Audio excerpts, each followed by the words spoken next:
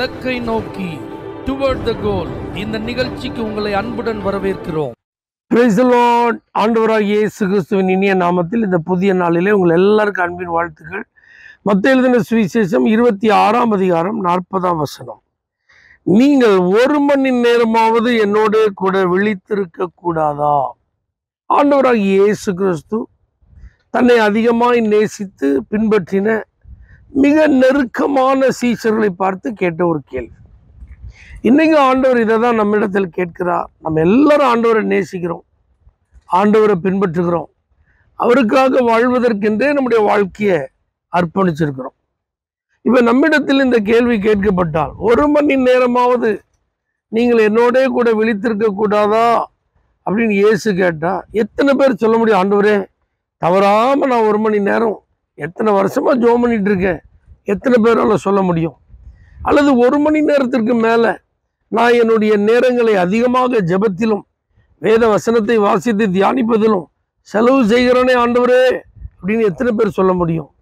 நம்மில் பெரும்பாலானோர் 1 மணி நேரம் கூட நம்ம ஜெபிக்காமல் இருப்பது பரிதாபமான ஒரு காரியம்.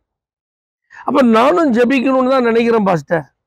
டெய்லி 1 மணி நேரம் எப்படியாவது ஜெபம் பண்ணணும்னு நிறைய நேரம் தீர்மானம்லாம் பண்ணியிருக்கேன். குறிப்பாக 1ஆம் தேதி வாக்குத்தத்த ஆராதனை, புதிய வருடம் பிறகுற அந்த டைம்ல புதிய வருஷ தீர்மானம் சொல்லி இந்த வருஷம் டெய்லி தவறாம 1 மணி நேரம் நான் ஜெபிப்பேன்லாம் பல முறை தீர்மானம் செய்து நான் தோல்வி அடைஞ்சிட்டேன். எனக்கு என்ன செய்யறதுன்னே தெரில. நான் அதை நினைச்சு பார்க்கும்போது எனக்கே வெக்கமா இருக்கு. இப்படிலாம் கூட நீங்க சொல்லலாம். அப்ப நீங்க 1 மணி நேரம் ஜெபிப்பதற்கு என்ன செய்தீர்கள், அதை எப்படி செயல்படுத்த விரும்பினீர்கள், அதெல்லாம் நீங்க கொஞ்சம் ஆராய்ந்து பார்க்கணும். முதல்ல நீங்க எப்போ ஜெபம் பண்ண போறீங்க அப்படின்னு முடிவு பண்ணுங்க. எங்க வச்சு ஜெபம் பண்ண போறேன் அப்படிங்கிறத தீர்மானம் பண்ணுங்க. அந்த 1 மணி நேரம் என்கிற அந்த 60 நிமிடத்தை நான் எப்படி பயன்படுத்த போகிறேன் அதை ஷெட்யூல் பண்ணுங்க.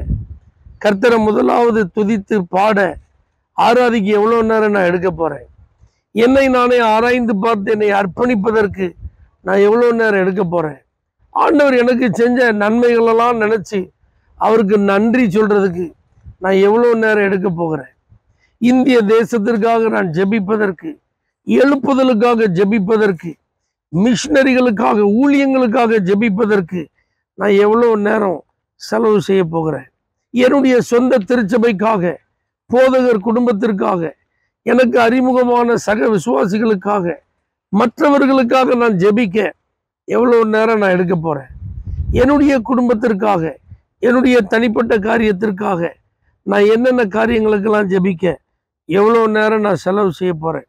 இப்படி நீங்க கண்டிப்பா ஷெட்யூல் போடணும். ஆரம்ப நிலையில் இருக்கிறவர்கள் இப்படிலாம் நீங்க ஷெட்யூல் பண்ணி நீங்க ஜெபித்தால் மட்டும்தான் அந்த 1 மணி நேரம் ஜெபத்தை நீங்க பிராக்டிஸ் பண்ண முடியும். ஜெப குறிப்புகளை ஆயத்தப்படுத்துங்க. நியூஸ்லலாம் கேள்விப்படுறோம், நியூஸ் பேப்பர்லலாம் பார்க்குறோம், தேசத்தில் நடக்கிற சில காரியங்கள், அவைகளெல்லாம் குறித்து வைத்து உங்கள் ஜெப நேரங்களில் நீங்கள் போய் என்ன செய்யலாம், ஜெபிக்கலாம். வேத வசனத்தை வாசிக்கும் போது அந்த வசனத்தின் மூலமாக கர்த்தருடைய ஆவியானவர் உங்கள்கிட்ட பேசியிருப்பார்னா அந்த வசனத்தின் ஆதாரத்தை மையமாக வைத்து நீங்கள் ஆண்டவரோடு என்ன செய்யலாம், ஜெபிக்கலாம். பரிசுத்த ஆவியை பெற்றவர்களாக நீங்கள் இருப்பீங்கன்னா கொஞ்ச நேரம் ஆவியிலேயே நிறைந்து அந்நிய பாஷைகளை பேசி என்ன செய்யலாம், ஜெபிக்கலாம். ஆனால் எப்படியாவது நீங்கள் தினமும் 1 மணி நேரம் ஜெபிக்க கண்டிப்பாக முயற்சி பண்ணுங்க. அதை உங்கள் வாழ்க்கையில் ப்ராக்டிஸ் பண்ணுங்க.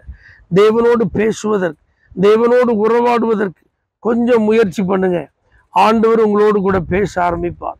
அவருடைய ஆசீர்வாதங்களும் உங்களுடைய வாழ்க்கையில் தொடர ஆரம்பிக்கும்.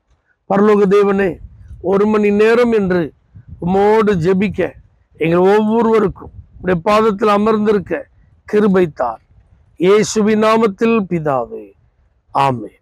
For prayer contact, Pastor J.